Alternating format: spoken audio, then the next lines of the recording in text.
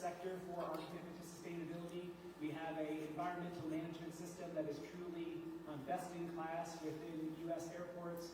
We're well known for our renewable energy, our stormwater, our donation programs that ensure that the benefits of our airport success are being felt throughout the community. But I just wanted to reiterate something that Aaron said as well, that ultimately being in Denver provides a connection to the environment that I think is unparalleled for other parts of the country. I spent the first 25 years of my life on the East Coast before I moved to Colorado, and when I think about the mountains and that visceral connection that provides to the environment, I do feel like we have a head start for conversations like you're going to hear about today, based upon the fact that we experience the environment in a really direct way. And honestly, it's the reason why many of us choose to live here. And so when we have conversations as an airport about sustainability, recognizing that we have so many different business partners, so many different stakeholders that do so many different things, it's sometimes still not enough just to talk about the good work that we do and to assume that our business partners are going to understand why that's so important. And so we really do try to build those connections to community, try to build those connections to the environment, so that if we're having a conversation about emissions, we have to recognize the fact that greenhouse gas emissions doesn't motivate every audience. But maybe those people have young children and they're concerned about the impact of local air quality on their kids' health. Maybe they're hikers and they're concerned about regional haze and the impact on visibility. And I think we all have a responsibility when we're talking about environmental issues, because these issues are so interconnected, to find those places that we can really connect with the people that we're talking about. And that's why I think Ben is so excited to be sponsoring this session. And I hope that when we come out of it, we can all feel empowered to build those connections so that we can be talking in a common language about the important connectedness of our environment. And so thank you again for having us. We hope you enjoyed the session. Thank you. All right, so we're going to kick it off here in a second, but before we do, I need to acknowledge, so the Biennial's been working for the past 2 years with this amazing group of young professionals from around the hemisphere who are with us today. Many of them are with us today. They're formally called the Youth Congress for Sustainable Americas. We affectionately refer to them as the Falcones. Where are you, Falcones? Give these people a hand. These folks are extraordinary. And here's a whole bunch more walking in. I'm not exactly morning people. But many of them, by the way, if you don't speak Spanish, you may want a headset on Channel 2, or if you don't speak English, you may want a headset on Channel 1. But these young people are working on the most extraordinary projects throughout the hemisphere to deal with sustainability as it affects their own communities. So at the break, sorry, we should have said that first about the headsets.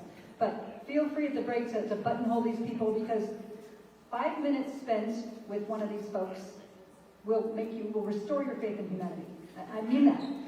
There is nothing more exciting than spending a day with these people. Their passion, the drive they have for the work on sustainability in communities around the hemisphere is infectious, it's inspiring, and like I said, if you're having a bad day, if you watched part of the hearings this morning, go talk to one of these people and you'll feel much better. With that, I would like to turn it over to our local host. We are so excited and honored to have Carlos Fernandez here. He is the Colorado State Chapter Head of the Nature Conservancy, and he's going to be your host for this morning. Thank you, Carlos.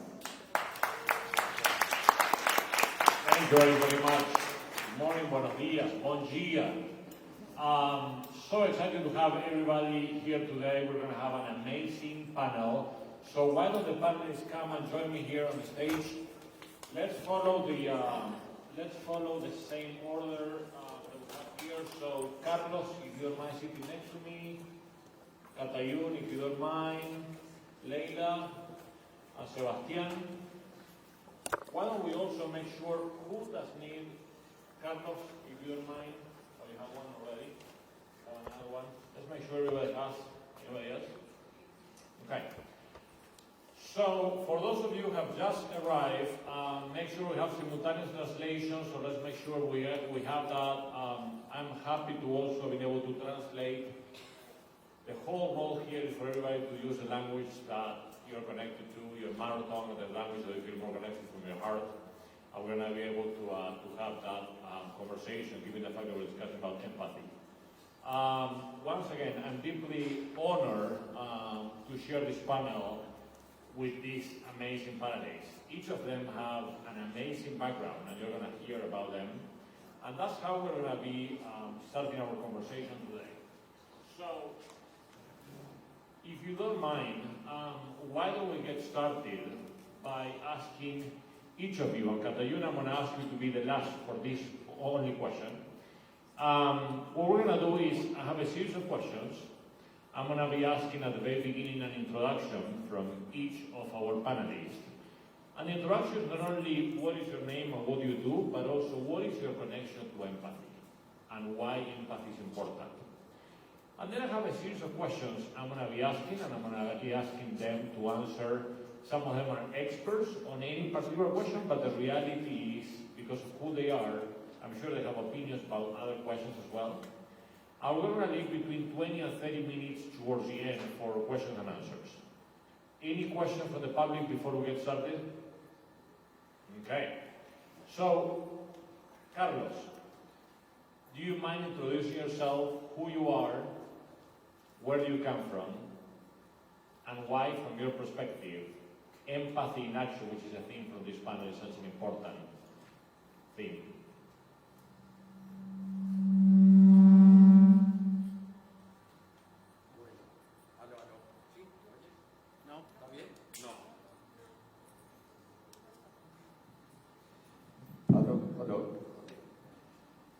Bueno, muy agradecido de poder estar en este evento, en esta sesión tan importante de un tema que sin lugar a dudas reviste una gran importancia para el mundo en la actualidad.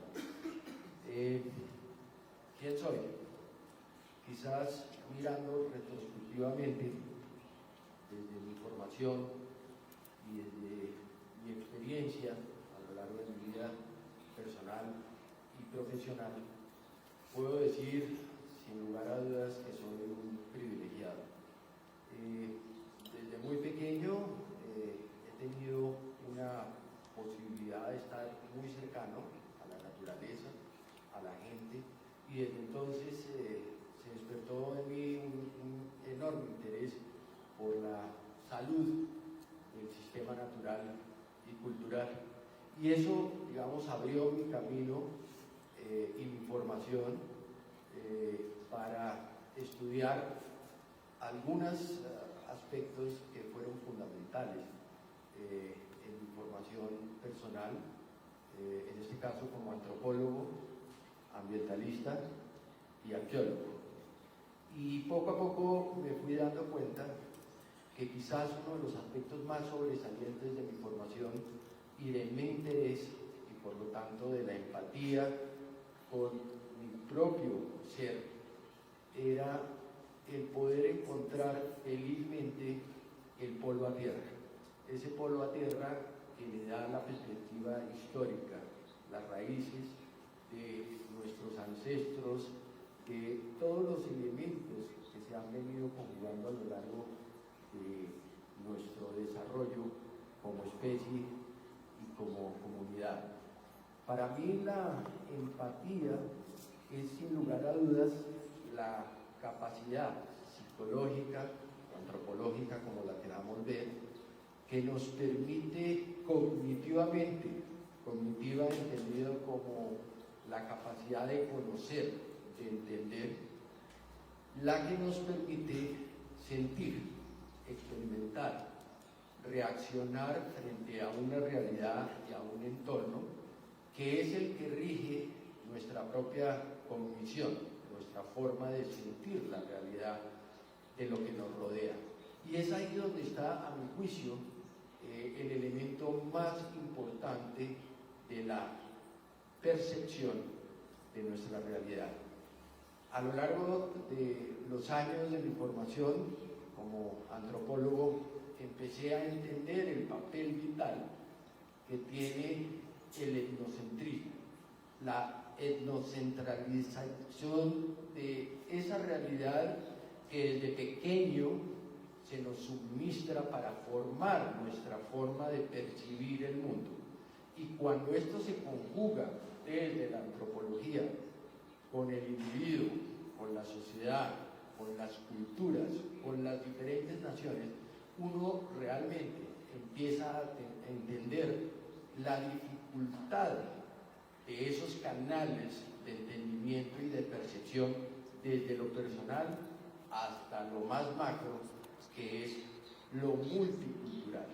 Yo creo que ahí es donde descansa, digamos, a mi juicio, el valor más importante de esa capacidad de formación que he tenido en todos estos años y que me ha permitido escalar cada vez más en el entendimiento de un concepto que es fundamental. Muchas gracias, Carlos. Can you hear me? Okay. Leila, can you, what about from your perspective? Can you please share with us who you are, where you come from, and why this topic of empathy is important to you and the connection between empathy? Hello. I first want to say good morning and give gratitude to the first peoples of this land. In this way, we remember where we are.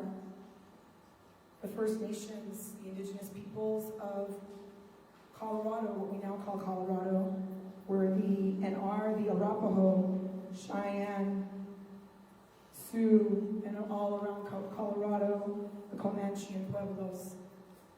I work with indigenous peoples of the Amazon, of the North and South, and they always remind us that we have to remember where we are and acknowledge the first peoples of this land. So I want to start off by giving that gratitude to them. So my name is Leila Salazar Lopez. I'm Chicana Latina. If you don't know what that is, it's basically recognizing our indigenous ancestry. My family's from Mexico. I grew up on the border in Southern California, and I now live in San Francisco, but I grew up going to the ocean. That was our playground. That was our life. Just as children, just going and spending time in the ocean. And when I was 16 years old, our beaches were closed because there was a medical waste spill.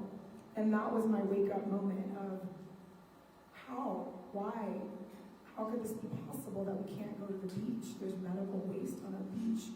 And that was my awakening to do something as a young person, just as so many young people right now are awakening and doing something and taking action. So I started up a youth environmental group in our high school, and that's when I started getting involved. And at our first Earth Day, we had a speaker who came and spoke about the rainforest and gave a slideshow. And that changed my life. I said, I'm a Chicana from Southern California, but I want to go to the rainforest. I want to see the forest before they're gone. And when I was in school at UC Santa Barbara, I had an opportunity to do an internship. They said, you could volunteer with a local group or your local politician. I said, no, I want to go to the rainforest. I don't care if I go in debt, give me a loan. And I went to Ecuador to volunteer at a biological station, the Altensacha Biological Station. I wanted to be an ethnobotanist. I wanted to learn about the plants and why we need to protect the forest. And I spent some time, 3 months, at the station, walking every day with indigenous peoples and seeing how they relate to the forest, see how they could identify every plant that they walked by and all of their uses, whether it be for food, medicine, clothing, you name it. And that was just my introduction and wake up to the knowledge, the ancestral knowledge of indigenous peoples. And when I was leaving the forest, I saw an oil spill, and that broke my heart. And that's what turned me into an activist. I saw the oil spill pouring into the Papayacta River, the main water source for the city of Quito. And again, I asked questions. why, how, who did this? I found out that it was the Trans-Ecuadorian pipeline, but it was built by and advised by Texaco, now Chevron, and they were responsible for what we call a rainforest Chernobyl, the biggest environmental, cultural disaster, not an accident at that time in the Ecuadorian Amazon. So I said at that time, I'm going to dedicate my life to stopping this. And so I started working on corporate accountability campaigns with Amazon Watch and Rainforest Action Network and Global Exchange. And now I'm the executive director of Amazon Watch, and we work to protect the rainforest, the Amazon, and climate by working with indigenous peoples. And I'm a mother, and I think that is really, if any of you are parents, you know the heart awakening that comes with being a parent. And I think that we as women have that huge heart and capacity to love. All of us do, but as women, we have a lot of empathy, and that's where I'm coming from. I feel like I'm also an Aquarius, so I'm naturally a humanitarian. So I think that, from the time I was 16 to now, I have a big heart for humanity and all life, and I'll just end it there. Thank you. Thank you very much. Sebastián, all the way from Chile, share with us who you are, where you come from, and why empathy is important from your perspective. Bueno, I can talk in English, but for your own health, I will talk in Spanish. Well, I came from Chile. I'm talking in English. Vengo de Chile, tengo 38 años. Soy un político. De esos que ya nadie les cree. Pero me siento orgulloso de ser un político, porque trato al menos de hacer mi trabajo de buena forma y sin anteponer una ideología sobre las decisiones que tiene que tomar un político. A pesar de que tengo mi ideología y mis pensamientos, pero creo que las ideologías no pueden obligar al resto a pensar como uno piensa. Por lo tanto, me he conectado con la política desde que tengo 20 años. Antes de eso, mi vida era muy simple, no tenía una conexión con la naturaleza, para nada, hasta que conocí a mi señora. Por lo tanto, creo que mi conexión con la naturaleza tiene que ver, o nace, con el amor. Conozco a mi señora y me conecto inmediatamente con la montaña. Mi señora es una esquiadora, muy buena esquiadora por lo demás, y me obligó y me enseñó a esquiar a los 20 años, que es una cosa difícil. Bueno, yo aprendí, pero al mismo tiempo conocí la montaña, que era parte del lugar donde yo vivía. Yo vivía en una comuna en Santiago muy pequeñita, que se llama Cobanechea, que es una comuna que tiene los 3 centros de esquí más grandes de Chile. Yo vivía en esa comuna y simplemente le daba la espalda a la montaña. Y mi familia le daba la espalda a la montaña. Y la gente que vive ahí le da la espalda a la montaña. Simplemente no la ve. Algunos dicen que por el smog, pero la verdad es que no la ven porque en Chile, al parecer, la montaña está solamente ahí para los ricos, o está solamente ahí para sacar recursos naturales, que es la minería o el cobre. Y por eso nadie la ve. Yo, gracias a mi señora y al deporte, conocí la montaña y empecé a entender el valor de la montaña. El 68% de nuestro país, de Chile, es montaña. 2/3 de nuestro país está cruzado con la cordillera de los Andes. El 20% de nuestra población vive a los pies de la montaña en Chile. y simplemente los chilenos le damos la espalda a la montaña. Y todo mi trabajo en política ha tenido que ver con la montaña como un detonador de acciones en política. Partí ya cuando tenía como 23 años, fui concejal de esta comuna donde yo viví por mucho tiempo, muy joven, en ese tiempo fui el concejal más joven de Chile, de lo cual me siento muy orgulloso, y empecé con esta idea de poner en valor la montaña para los ciudadanos de Chile. Y la verdad es que todo el mundo me decía, bueno, tú estás loco, ¿a quién le interesa? ¿A quién le importa? La gente lo único que espera es que tú les des trabajo. Pero la verdad es que yo creo que, sobre todo a la gente que no tiene una conexión con la naturaleza, tienes que darle la oportunidad de conocer la naturaleza. Porque cuando conoces la naturaleza te cambia la vida. Cuando experimentas la naturaleza, finalmente te cambia la vida. Y a una persona con pocos recursos, si tú le das las oportunidades para que pueda conocer sus recursos naturales, de alguna u otra forma le vas a cambiar la vida.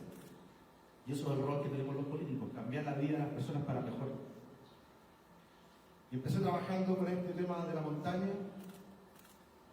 como concejal, y años después fui electo como diputado de la República de Chile, por un distrito que no tiene un solo cerro, ni una montaña. Y cuando entré al Congreso, presenté un proyecto de ley que se llama Montañas Libres, o Acceso Libre a la Montaña. ¿Por qué presenté ese proyecto? Porque en Chile existen más de 500 espacios de montaña que están cerrados para cualquier chileno. Hay cosas muy locas en Chile, como por ejemplo, que un privado es dueño de un volcán. Es dueño de un volcán. Y un chileno tiene que pedirle a ese privado si puede ir a ese volcán. La verdad es que es bastante poco entendible. Y presenté este proyecto de ley, y todos los políticos de mi sector, yo soy de centro derecha, me dicen, bueno, tú estás loco. ¿Qué es esto? Además, en tu distrito no hay un solo cerro. ¿A quién te importa? Y este proyecto de ley lo que quiere poner en valor es la montaña para todos los chilenos. Que los chilenos puedan tener acceso a la montaña, pero que entiendan que hay que protegerla. Pero para protegerla tienen que conocerla. Y si no tienen acceso no pueden conocerla. Por lo tanto, lo que quiero con este proyecto de ley es que los chilenos conozcan la montaña, para que la protejan y para que entendamos que no solamente en la montaña hay recursos económicos, sino que también hay identidad, hay cultura, hay biodiversidad, hay una serie de cosas que le agregan valor a la vida de las personas, no solamente recursos económicos. Y luego con eso he ido trabajando en distintos temas relacionados al medio ambiente. Luego les voy a contar de la semana que acabo de pasar en Nueva York con respecto a la cumbre de cambio climático. Y estoy también desarrollando otros proyectos que tienen que ver con el generar acción climática. Y estoy presenté hace un proyecto hace un tiempo atrás, un proyecto de ley que se llama Ley de Donaciones con Fines Ambientales, para que las empresas puedan donar a la acción climática y se puedan ejecutar miles y miles de proyectos que vienen de la sociedad civil organizada, que si no hay recursos para ellos se quedan debajo del escritorio y finalmente no se ejecutan. Estamos en eso. En resumen, mi conexión con la naturaleza viene del amor, pero al mismo tiempo creo que finalmente la empatía con la naturaleza nace desde la experiencia, que puede ser física o que finalmente puede venir del amor, como me tocó ahora. Muchas gracias.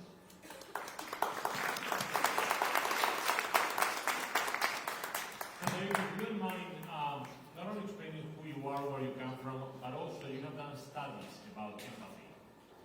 And so, does your microphone work? I don't think so. Great. This one does. Yeah, perfect. So, if you don't mind sharing who you are, where you come from, but also talk to us about your styles on empathy, different types of empathy.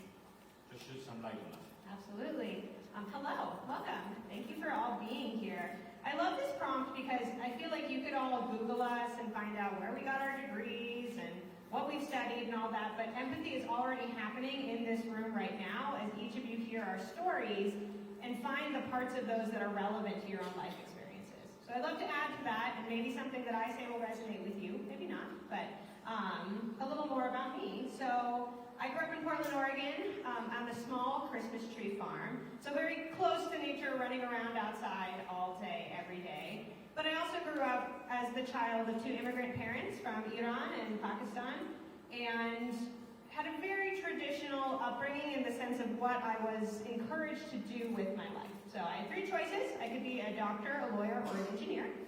And in an effort to follow one of those paths, I accidentally ended up working at the zoo, as one does. And so I ended up as a zoo teen volunteer at the Oregon Zoo at the age of 14 years old. And that program singularly changed the entire course of my existence. I found at the zoo people who cared more about what they were doing than they cared about themselves. And that selflessness was the beginning of a lifelong path of trying to understand the human to nature connection.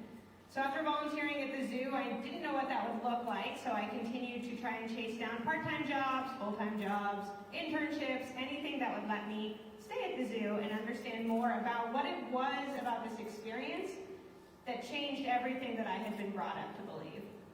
And so now I work back at the Oregon Zoo, although my path has been a bit circuitous. Again, you can look me up on LinkedIn, a very specific name. But I'm back at the Oregon Zoo as their Conservation Impact Manager because I believe that will allow us, that position will allow me to more fully understand what it is about zoos and aquariums that drive 175 million people in the U.S., 700 million people around the world to come to our facilities every single year and try to chase down that connection to animals. I love working in a zoo. I know that zoos have had a somewhat troubled past, but I believe I believe so strongly in the future of zoos to create that empathic connection for animals. So I came around to the empathy work when I was at the Seattle Aquarium. I was their principal evaluator. Basically what that meant is evaluating the experiences of people who come to the zoo in terms of their learning, their feelings, and their behaviors. And we got a grant from a funder who asked us to understand what empathy was and how it looked in our field. And at first we thought, well, that sounds pretty easy. Empathy is something we do all the time. There are no more empathic people in this world than those who care for animals, I believe, and so that comes very naturally to us. But what we found was something so much more complex and rich and exciting, and for me, coming to this field, coming to this workshop, these conversations, what I believe is that zoos and aquariums can become compassion gyms. They can become places where people come when they intentionally want to learn about empathy and want to become more empathic people. And so that's what drives me in this work, is that new role, this new resonance opportunity for a field that has existed for 100 years to have a new place in people's hearts and in their communities. And so this is where I'll transition on to the research that we did. So through this empathy work, we collected all of the research you could possibly find on psychology and sociology and neuroscience and all of these fields that have studied empathy in the past, and coalesced all of that work into some synthesizing documents that can help us understand what empathy is, what it isn't, and how it relates to our work in the environmental sciences. And so what we came to is a definition that I don't have a slide for, so I'm going to say it twice so you can internalize it. The definition we have is that empathy is a stimulated emotional state that relies on an ability to perceive, understand, and care about the experiences or perspectives of another person or animal. Say it Okay, again. say that one more time. Yep. Empathy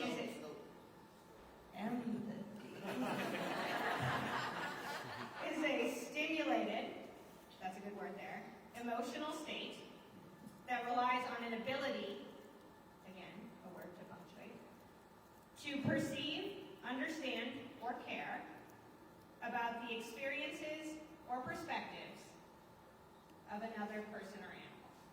So let's dissect that a little bit. So I punctuated some words in there very intentionally because we think that they're very important. Empathy is stimulated. It doesn't happen in a vacuum. It is a response to a stimuli that you experience.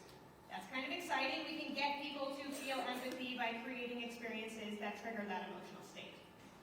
Empathy is an ability. You can be born a more or less empathic person, But when it comes down to it, empathy is something that you have to work on to be able to feel more often. I think of empathy like yoga.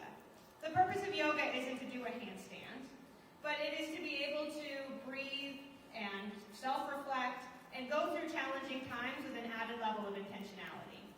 Similar to empathy, you may practice empathy in places where it may not be germane to the work that you're doing, but when you are faced with a circumstance that challenges you, we hope that the work that we do will trigger that empathic reaction in you. That's also exciting because, like I said, we can think of empathy as something that can be practiced in a place like a museum or a zoo or aquarium or a nature center or anywhere to be able to activate that emotion later on. Perceive, understand, and care is a triad that I'm going to return to in just a second. But we also want to return always to this idea of the perspectives and experiences. There are a lot of things in the world that are going to look like empathy. Love looks like empathy. Curiosity, respect, admiration look like empathy, but they're not empathy. Because you can love something without understanding the perspective and experience of that thing. Similarly, you can empathize with something that you hate. You can do it. It may be more challenging, but you can understand the perspectives and still feel like that is not a perspective that resonates with you. And so, the last part that we were very excited about was this addition in the literature of the person or animal, right? Because most of the work that happens in empathy world happens person to person, but it's actually the same neural pathways in your brain that activate empathy for animals as activate empathy for people. So if you follow me one step further, you can see that doing empathy for animals can get people to be more empathic for other people. This is very interesting. In my work we do with zoos and aquariums, we do a lot of work with incarcerated people.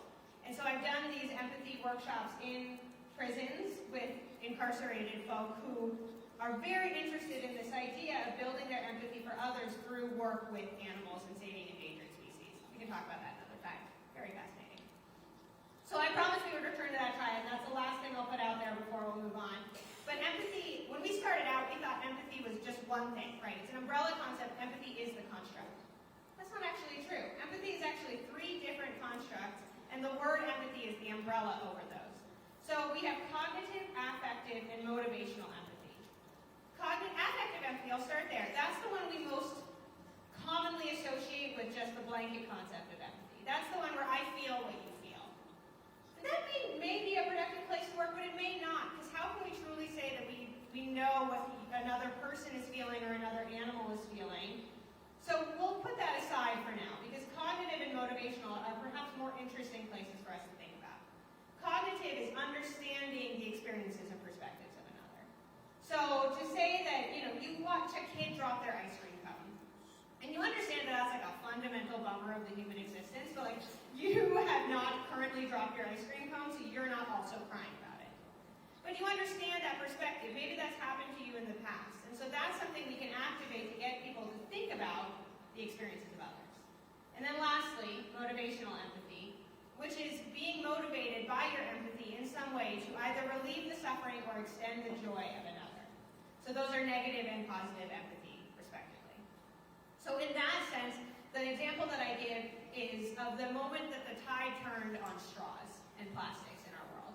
So people have been working on straws for a very long time, and I already see some head nods of people who know where I'm going.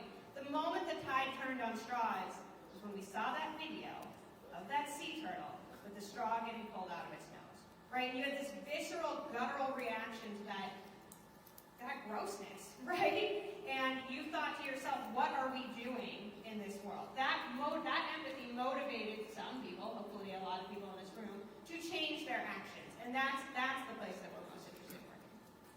Thank you. Wow.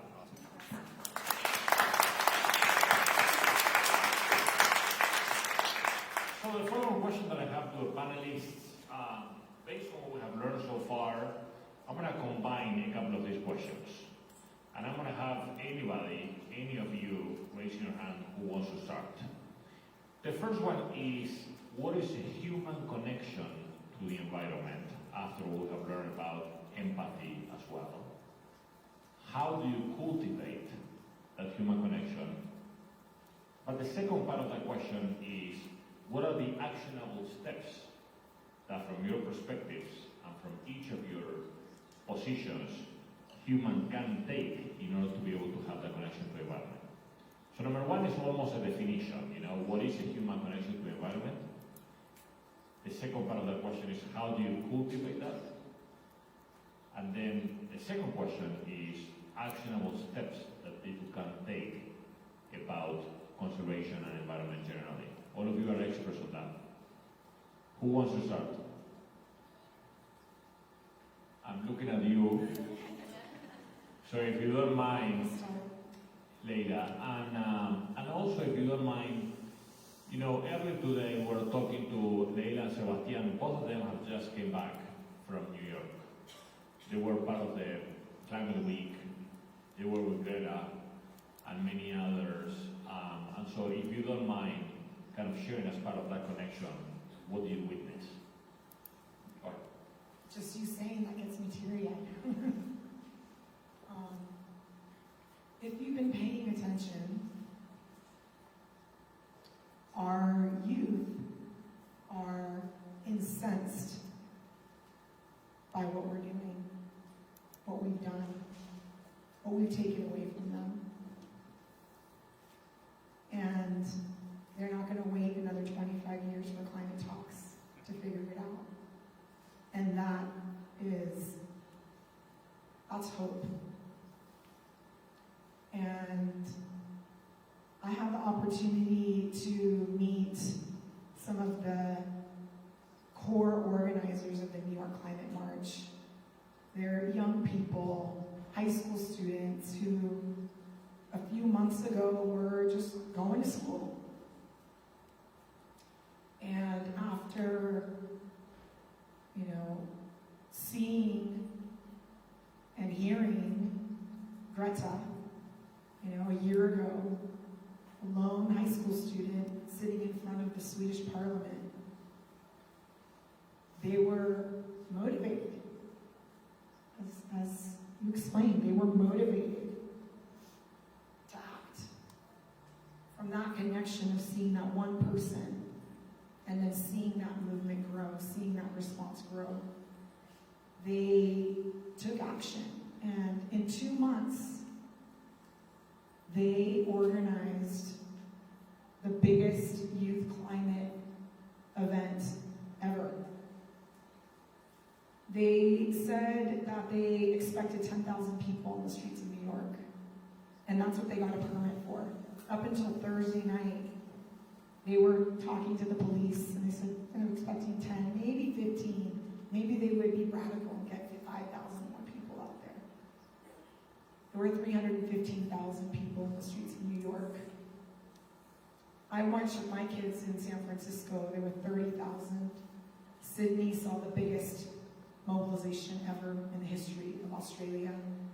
And all around the world, there were 4 million people that took action last Friday. So this is just the background. But I don't know about you, but I was feeling pretty down before last Friday. I worked to protect the Amazon. The Amazon's on fire. The Congo's on fire. Indonesia's on fire. The glaciers are melting. Our children are in cages on the border. We're living in really dark times. So Friday was a moment of, wait a minute, we can do this. We can turn this around. And being in New York the last couple days, seeing what happened with the youth at the Youth Climate Summit, they were very disappointed. So they had the march on Friday, then they had the Youth Climate Summit at the UN, and in summary, they said that was a big photo op, and they walked out of it. On Monday, the Global Climate Summit took place at the UN, and I work with Indigenous peoples, and there was only one Indigenous person in the entire summit to represent Indigenous peoples all over the world. And I was really just taken aback by the fact that, you all may have heard about this, that one of the legendary chiefs of the Amazon, was not allowed into the climate summit. He traveled, Chief Haumi, you might recognize him from 1989, traveled with Sting. He has a lip plate. He's a Kayapo leader. He traveled with about 4 other Kayapo to attend the climate summit, was invited by a global leader, and was not allowed in. And that was the reaction to that by President Bolsonaro was an attack against his leadership, attack against him as an indigenous person. And the reason I'm saying that is because that's horrific, that a global leader would attack an indigenous leader in that way, but it inspired action. When Chief Hauni returned to Brazil, he was greeted with thousands of people who said, "You're the true leader. You are our hope." And that's what I feel really deeply, that, you know, we, just to kind of, that was a little bit of the background, but just to get to the initial question, and I'll pass it on, is our humanity, humans, we are part of nature. We are not separate from it. We are one of the species on this planet. We are not the only species on this planet. We are one of millions. And we've kind of lost our way in disconnecting from nature.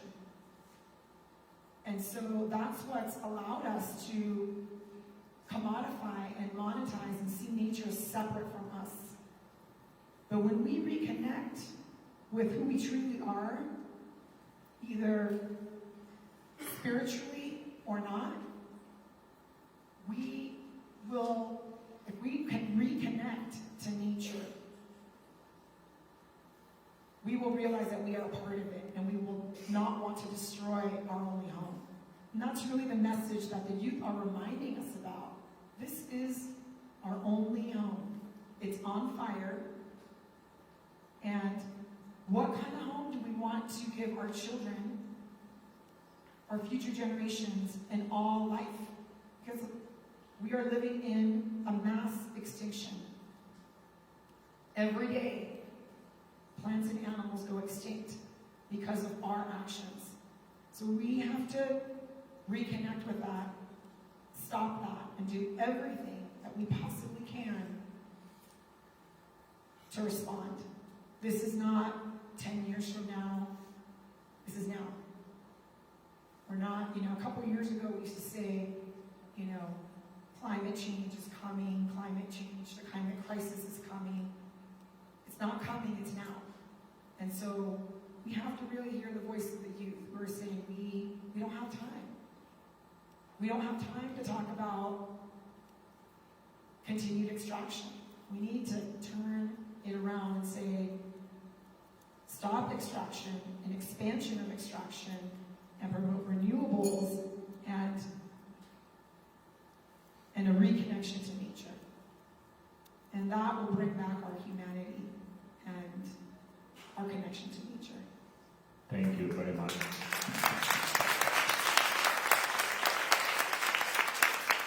Carlos, you were the former head of the National Park Service in Colombia. You have had a very strong connection to nature in Colombia for many, many years. What are, from your perspective, some of the lessons learned about the human connection to the environment? How to keep promoting that?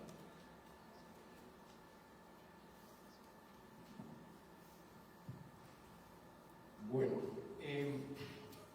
como lo decía al comienzo, he sido un privilegiado porque a lo largo de mi vida he tenido la oportunidad de tener unos cargos de dirección que me han permitido generar la política pública de mi país, especialmente en medio ambiente. Pero además, desde mi formación como antropólogo, introducir muchas variables de lo que significa la ciencia, la cultura, la sociedad, al concepto del manejo del entorno natural. Cuando yo llegué a la dirección de parques nacionales en mi país, era fundamentalmente una actividad, una gestión vista, manejada, gestionada por ingenieros forestales. Y por supuesto no tengo nada contra ellos, todo lo contrario. Pero sí se nota que la capacidad de poder manejar y gestionar el entorno natural depende de saber incorporar variables que tienen que ver con el sentido de la humanidad. Acercar especialmente hoy a la humanidad al medio ambiente es fundamental.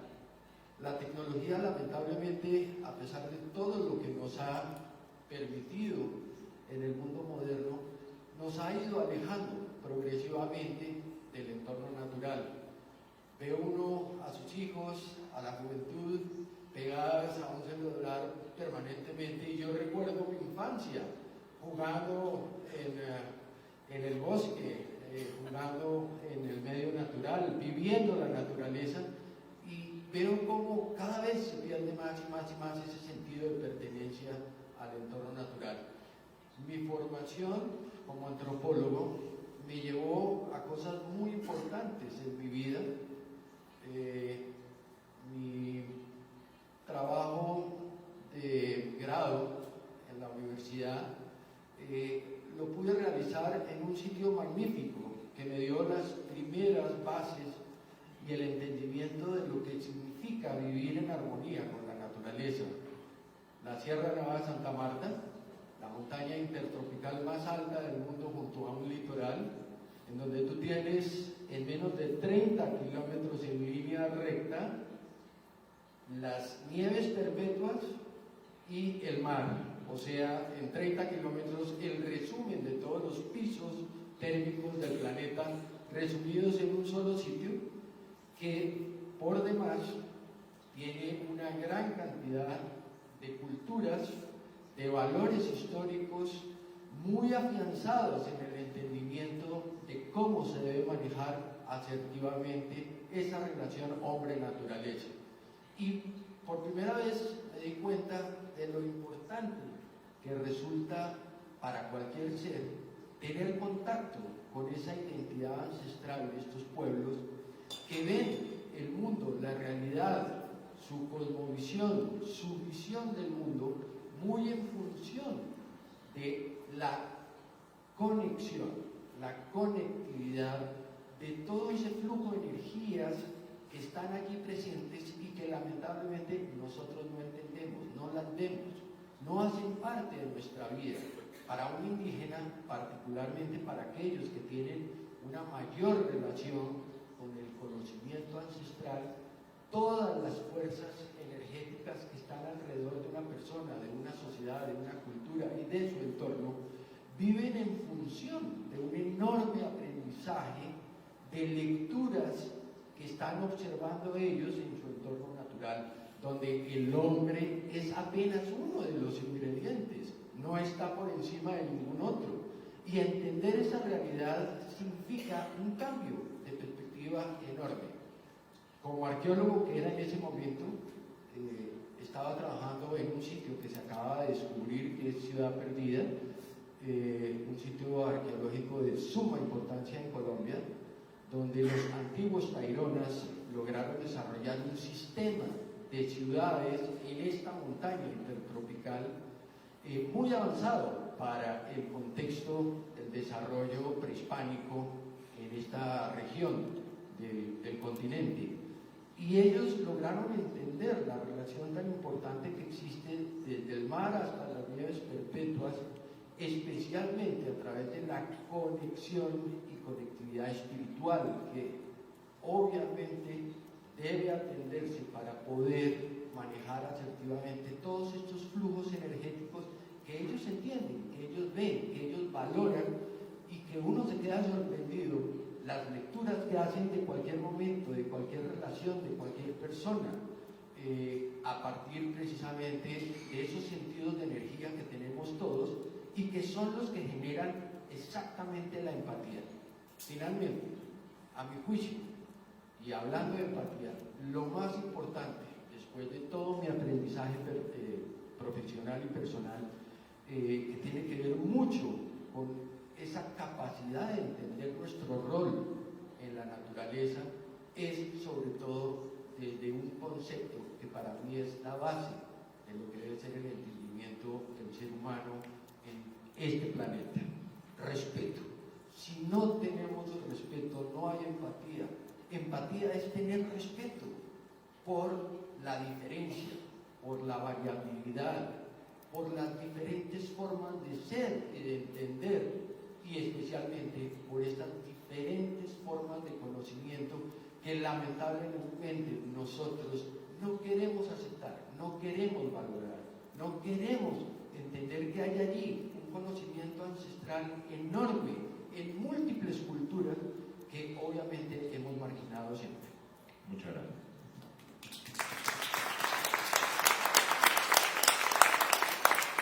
Sebastián, I would like to go to you because when Carlos was talking about the connection, how originally in Colombia the National Park Service was handled by ingenieros forestales, foresters, kind of remind me to CONAF in Chile.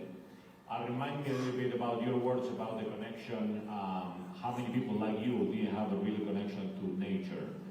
What are those steps that people in Chile have been making? Because I have been following for many years a connection to sustainable fisheries in the south and many other kind of connections to nature that you have expressed. Why don't you share with us what has been that connection in Chile of people to nature? Bueno, cuando tú hablaste de los ingenieros forestales, la verdad que rápidamente me conecté y trasladé hacia Chile. En Chile, hasta el día de hoy, los parques nacionales son manejados por la CONAF, Corporación Nacional Forestal. El símbolo de la CONAF es un castor, lo dicen forestino. Y ellos son los que administran los parques, con una visión absolutamente de... ¿Quieres aclarar que el castor de beaver is an exotic species in Chile? And it's actually the logo of the National Park Service. Sí. Ese castor tiene casco, además tiene una manguera, porque son lo que... Esa institución está enfocada a apagar incendios. Y luego de apagar los incendios, plantar muchos tipos de árboles. Lamentablemente en Chile se han plantado muchos árboles que están acidificando nuestro territorio. Pinos y eucaliptos, que son finalmente especies importadas hacia nuestro país. Por tanto, hay un contrasentido con respecto a quién administra hoy día los parques nacionales de nuestro país. Yo tengo mucha esperanza, y ahora se está aprobando una ley en el Congreso para cambiar esa situación y tener un servicio de biodiversidad y áreas protegidas que administre con una visión de biodiversidad y de protección los parques nacionales. Y por eso creo que hay esperanza con respecto a la buena administración de esos parques. Por eso estamos imitando lo que ha hecho Colombia y otros países. Porque Chile además se caracteriza por ser un país que tiene muchísimos parques nacionales que son de una belleza extrema y que los invito a todos a conocer. Quiero un poquito, Carlos, si tú me lo permites, volver a lo que estaba hablando Leila con respecto a la semana que pasamos recién en Nueva York. Bueno, primero, era la primera vez en mi vida que yo iba a Nueva York. Una ciudad muy loca por lo demás y al parecer estaba más loca de lo normal con esta reunión que había, donde había muchísimos presidentes. Y la verdad que antes de ir a esa reunión no iba con muchas expectativas, porque veía que en mi país se está ideologizando la discusión con respecto a la protección del medio ambiente. Y esa ideologización del tema hace que se confronten ideas de manera muy violenta. Yo estoy acostumbrado a los consensos, a tomar acuerdos, y cuando hay una acción muy violenta con respecto a ideas que son para ideas que son para mejorar la vida de las personas, la verdad es que me chupan o me quitan un porcentaje grande de la energía positiva que uno puede tener. Y por lo tanto venía a Nueva York con las energías bastante agotadas y con poca esperanza.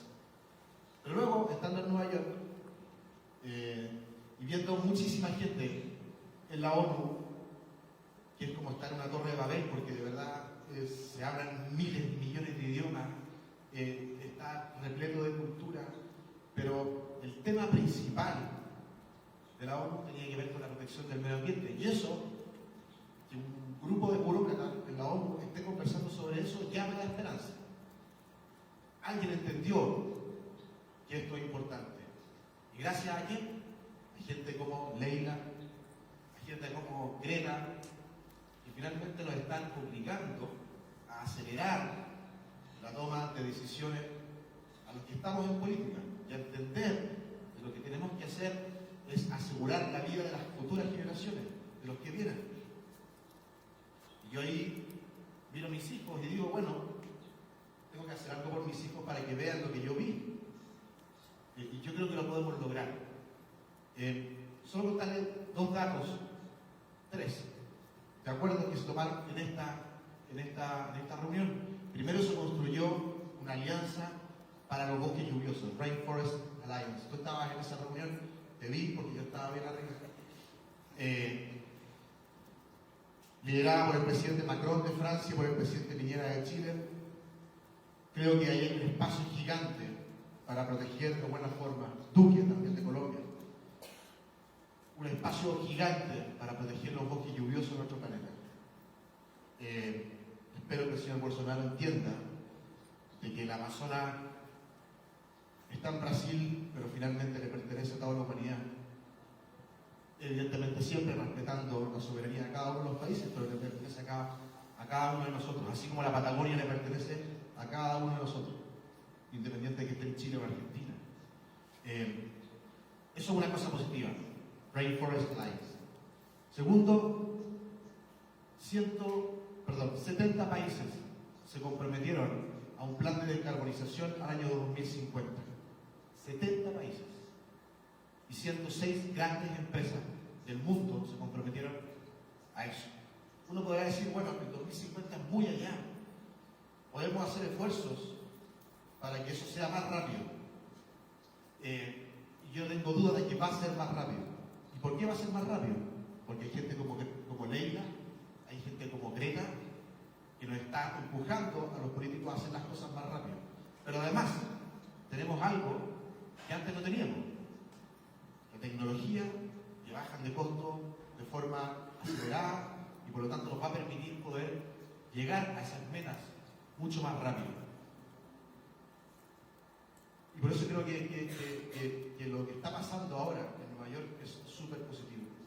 Y luego con tu pregunta inicial de cómo... Solo 2 minutos, por favor. Perdón, que yo soy político, podría hablar todo el día. Para eso somos formados. Pero es tiempo de actuar.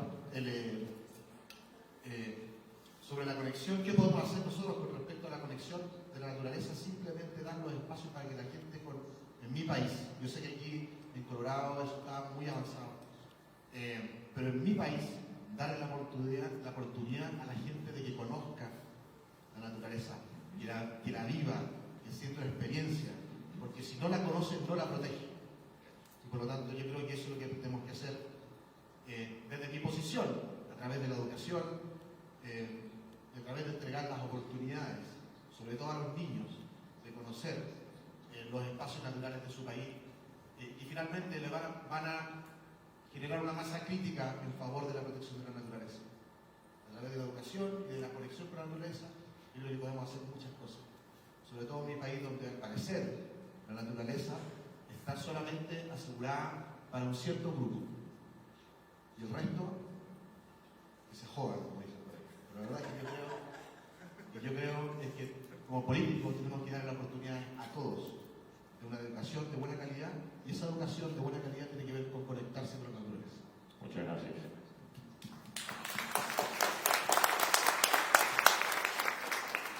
You're the expert, as we have been hearing today, on your own studies, but After I hear from our panelists, we immediately think, well, it's a no-brainer.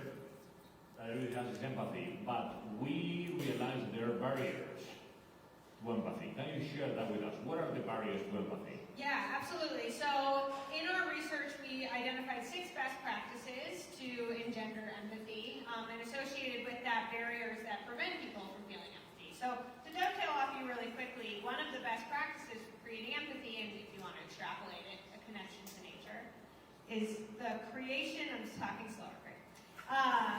The creation of live experiences, or real, vivid experiences with nature. Now, it would be wonderful if we could all rush out and spend time in the forest or at the mountains, but fundamental to conservation is a deep equity issue. Here in the U.S., more people live in urbanized environments where more and more every day, where they are disconnected from the natural world.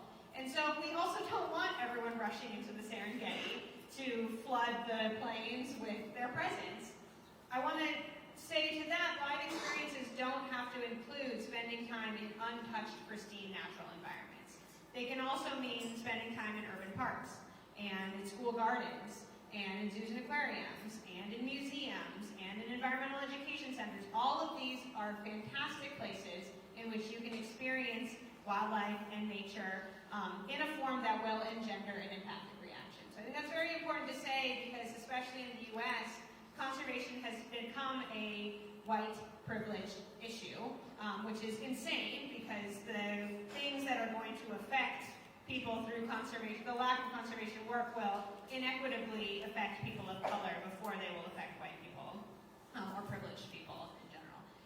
And so the barriers to empathy that we identified are dovetailed off of that. So the biggest barrier that we have to empathy is the way we frame natural experiences.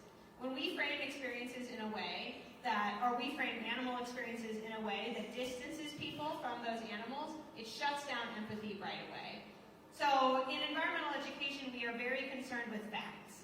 We are very concerned with making sure that everyone knows everything about animals exactly the correct way, and about landscapes and nature, but often the way we interpret that actually stomps on an empathic connection that people could feel. So, for example, we are very concerned with not anthropomorphizing animals, right? Like that's a dirty word, it's a bad word. I don't think it is, but it has become that in our society. Can you explain what that is? Yes, absolutely. So anthropomorphization is the attribution of human characteristics to non-human things. So that's like why I name my car, and why I say that my cat looks happy to see me when I get home. That's anthropomorphism. And so when we do environmental education, we want to say that animals are completely separate from humans, and don't worry, we're not trying to say that they're happy or sad or angry or fearful, because how could we possibly know? So, a story about that. We had an interpreter at a zoo who brought a skink, which is a lizard, to a group of students. And this very excited student, 5 years old, had waited for a skink the whole day, waved with great enthusiasm at the skink. And the interpreter says, "Oh, you don't need to wave. Skinks don't understand waving." Right, and we all laugh at that like, oh my God, what a jerk. But we have scientists do that all the time. They tell people, don't worry, this thing you feel about the environment isn't actually founded in science, so here's the real fact that you should know. And in doing that, we do what the little girl did. She slumped to the back of the room, crossed her arms, and refused to participate in the rest of the event. Right, so where are the opportunities that we are doing that? Where are we saying to people, in our urgency, in our desire to motivate action, the empathic connection you have created is actually wrong, and here is the one we would like you to create instead. And another barrier to action that is fundamentally connected to that is moral disengagement and cultural stigmas. People are bombarded with many different facts, figures, impressions of animals, and we disregard the cultural stigmas that are so ingrained in people's lives in our effort to make them care about what we care about. And so being culturally relevant, being inclusive, being understanding and empathic to other human beings about how they may feel about the landscapes in which we work is fundamental because that is a barrier that we have to try and overcome. And it may mean being more creative about the way that we approach those topics. And then moral disengagement. This is a very big issue, eco-depression, compassion fatigue, something that could stop us in our tracks before we even get started. So people become morally disengaged when they lack a clear path to action for their work. So, and a great example of that I like to talk about is the polar bear. So we were bombarded with information about polar bears and climate change. We were shown videos of polar bears trudging through the tundra on their literal last legs. But then we were told, drive less. Don't eat so much meat. Here are 10 things you can do. You know what happens when someone sees 10 things they can do? They pick the ones they already do, pat themselves on the back, and move on with their lives. We lack a clear connection there from how we can save the polar bear. We have empathy for the polar bear. We are there. But the thing that we were told to do was too disconnected from that empathy, and it led to moral disengagement. Now, to get people on track, polar bears are almost a trope. Right? Now, to get people to get motivated for polar bear conservation, we have to be more creative than we ever have been in the past because we have to overcome that moral disengagement. So I caution us against that because we need to use the behavioral sciences to understand how to link empathy to action before it's too late and we make the work harder for ourselves. Thank you. So I have two more questions for our panelists. Please get ready with your questions coming up. So I'm going to ask a couple more just to finish up, but we're going to have 20 to half an hour to ask questions. So the last two questions I want to ask is, from Leila and from Carlos, we have all been following the news about the Amazon. And yes, the Amazon is not only Brazil, Colombia, Ecuador, Venezuela, Peru, you name it. We have been hearing about countries protesting, companies doing it, but what is the role of indigenous people in the Amazon in order to be able to conserve it? So, a little bit of background first is that the fires in the Amazon that you all have seen, heard about over the last month, it didn't start a month ago. They've been happening all year. There's been over 100,000 just this year alone. There are many different statistics. There are many statistics on ranging between 50% and 84% increase since last year. So, yes, there were fires last year. There have been fires in the Amazon every year, as long as we can remember. But these are not natural disasters. These are not, this is not a natural wildfire. They are mostly intentionally set. And the fires in the Amazon are across Brazil, but they're also across the Amazon. They're in Bolivia, they're in Venezuela, they're in Peru, they're also in other parts of the ecosystem. They're in the Chaco, they're in Paraguay, they're all over. And there's been over 4 million hectares in Bolivia alone that have burned, 3 million in the Brazilian Amazon, and there's no end in sight. So that's the bummer. The indigenous peoples across the Amazon, and I should say that there are nearly 400 distinct indigenous nationalities, ethnic groups across the Amazon rainforest. They are the best protectors of the Amazon. It's proven by many facts, many studies, but I would say you only need to look at a map of the most protected parts of the Amazon. There's lots of different ways to protect the Amazon. There are indigenous reserves, there are protected areas, there are national parks. The best protected are the indigenous territories. And why? Because they live there. They are intrinsically connected with the forest for their survival. And not just for their survival, for their existence, for their daily cultural and spiritual livelihood. I was just with some leaders of Sarayaku, which is a Quechua community in the Ecuadorian Amazon that we have worked with in a very long-term relationship with. I consider them my second family. And they have been threatened by oil development in their territory for 20 years. And they have kept oil companies off their territory for that time. They would protect 135,000 hectares of primary rainforest. And they not only resist any industrial extraction on their territories, they propose an alternative vision for conservation. They have a proposal, a vision that comes from their spiritual practice, from their elders, from their connection to nature, called Kausaksacha, which means living forest. They, conservation in its traditional sense is establishing a protected area, limiting the amount of people that go in, introducing, protecting an area, but as you mentioned, it's for certain people, it's not for everyone. And actually, traditional conservation has actually caused a lot of human rights abuses in its history. There's a really, really good book called Conservation Refugees that I highly recommend.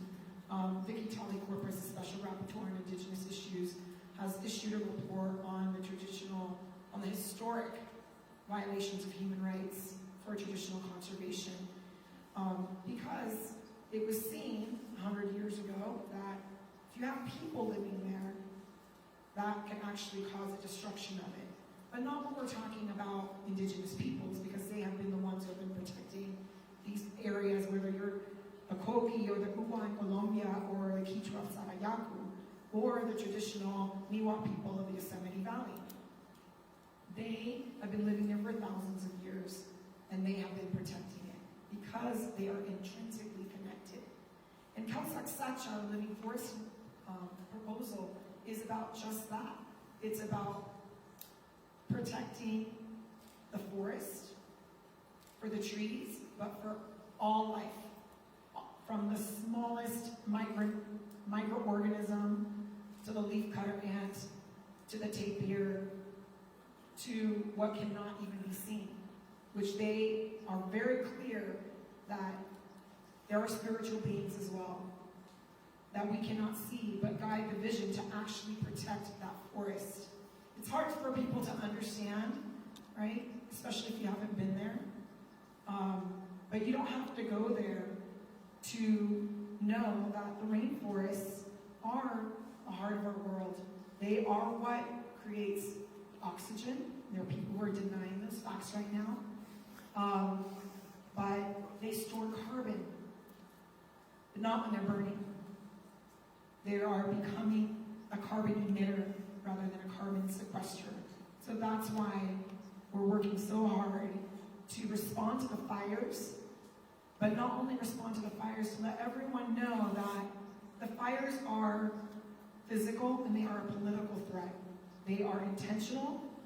They were emboldened by the political and racist rhetoric of Jair Bolsonaro, and I have no shame in saying that.